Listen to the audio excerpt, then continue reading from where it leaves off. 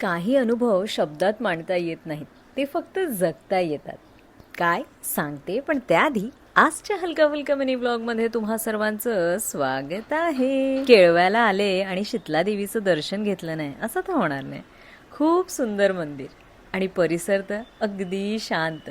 निवांत बराच वेळ बसलो आणि तिथून निघालो आणि आलो इथे. एक लग्न असंही पाहूयात चला. एंट्री करताच हा स्टँडी, पण हे काही प्रिंट नाही, तर हे कॅनव्हासवर पेंट केलेलं आहे. एंट्रीचं डेकोरेशन पाहिलंत? Good from waste. किती सुंदर दिसतंय. आजच्या पिढीचे हे अद्भुत विचार, संकल्पना ऐकून पाहून नवलच वाटतं. नजर वर करताच अथांग समुद्र, थंड वारा आणि समोर झाडाच्या सावलीत सुरू होता हळदी समारंभ.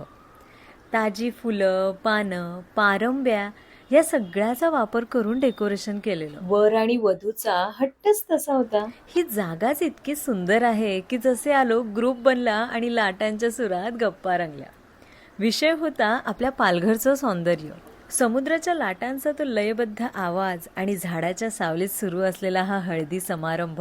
साधे पण किती सुंदर असू शकतं हे निवांत रिसॉर्ट केळवे इथे आल्यावर कळलं. ना काही कचरा, ना काही कृत्रिम सजावट, तर अस्सल फुलांचा सुवास आणि निसर्गाची साथ.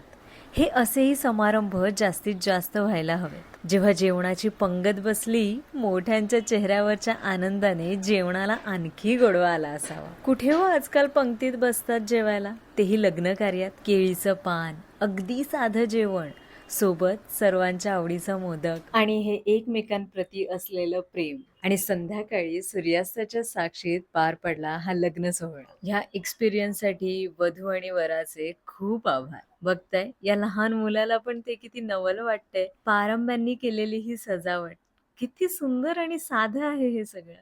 केळवा बीचवरचा हा अनुभव अद्भुत ठरला. आठवणीत राहणारा लग्न सोहळा. आजसाठी एवढंच. आपण भेटू लवकरच.